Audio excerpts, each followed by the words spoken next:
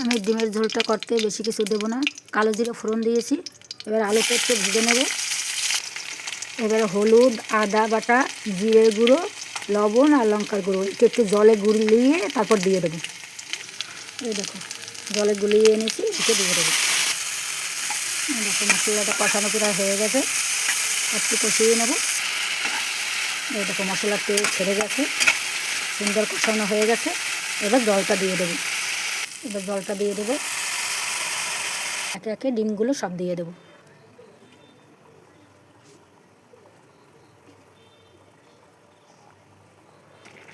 এই দেখো কত সুন্দর ফুলেছে ডিমগুলো, দেখো কত সুন্দর ফুলেছে। এবার দিয়ে দেবো ঘি আর গরম মশলা, খেতে অসাধারণ হবে। দেখো কত সুন্দর ফুলেছে আর খেতেও অসাধারণ হবে। দেখো কত সুন্দর ফুলেছে।